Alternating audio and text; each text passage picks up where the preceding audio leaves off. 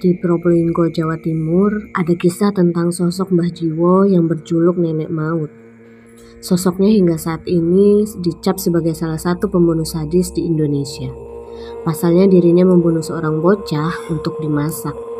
Pada suatu hari, ada kejadian mengerikan di Desa Kandang Jatikulon, Probolinggo, Jawa Timur, yakni kasus pembunuh bocah oleh seorang nenek. Parahnya, nenek tersebut hendak memasak daging korbannya menjadi gulai. Malam itu, penduduk Desa Kandang Jatikulon tengah bersiap menuju peraduan. Namun mendadak mereka dikejutkan dengan riuhnya suara orang-orang meneriakkan nama Faridatul, bocah berumur 5 tahun. Sebab hingga lewat tengah malam, bocah itu belum juga pulang dari pengajian. Padahal Farida, panggilannya, biasanya sudah tiba di rumah sebelum pukul 8 malam. Pencarian yang berlangsung selama hampir 6 jam itu berakhir dengan jerit tangis Haryanto dan Eni Diningsih, kedua orang tua dari Farida. Semua rumah milik warga desa digeledah, termasuk rumah milik Mbah Sujiwo. Rumah Mbah Sujiwo terletak 15 meter dari rumah Farida. Penemuan itu terjadi secara tidak sengaja saat Pak Kades menyenggol baskom yang ditutupi oleh tampah. Ia terkejut bukan main ketika dari baskom itu menyembul tangan anak kecil. Kemudian di dekat tungku, ia juga melihat sandal Farida tergeletak. Pak Kades kaget dan langsung menginterogasi pemilik rumah. Tapi Mbah Sujiwo membantah dan mengelak. Baru setelah dirayu, ia meluncurkan pengakuan yang seakan-akan tanpa rasa bersalah. Memang saya yang menyembelih Farida, kata nenek itu dengan tenang. Mbah Jiwo langsung dibawa ke kantor polisi saat itu juga.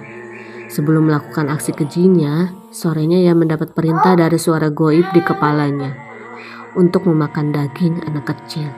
Suara gaib itu muncul kembali menjelang sholat Isya, tepat saat Farida bertandang ke rumahnya.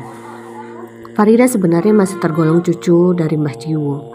Anak manis itu menurut saja ketika Mbah menelantarkan dirinya di lantai bawah. Lehernya ditusuk oleh si nenek dengan kondisi bersimbah darah. Dan pada saat itu Farida masih sempat bertanya di sisa-sisa kesadarannya, "Mbah, kenapa saya dibunuh?"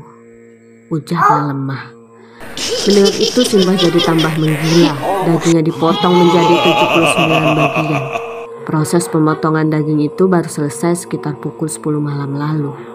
Semua potongan daging itu dicuci lalu Mbah Jiwo meracik bumbu untuk memasak daging tersebut. "Pokoknya saya bisa pesta daging dengan iring-iringan lagu dangdut," kata Mbah Jiwo. Diduga Simbah mengidap penyakit jiwa sehingga bisa melakukan perbuatan tersebut dengan santainya. Kejiwaan Mbah Jiwo memang terguncang sejak kematian kakaknya 20 tahun sebelum kejadian aslinya terjadi. Sejak kepergian kakaknya, perangai Mbah Jiwo berbeda.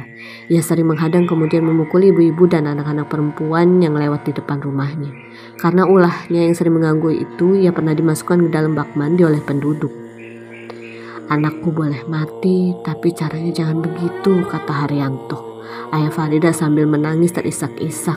Ayah dan bunda Farida sempat melakukan mogok makan karena selalu teringat dengan kisah tragis yang menimpa anaknya.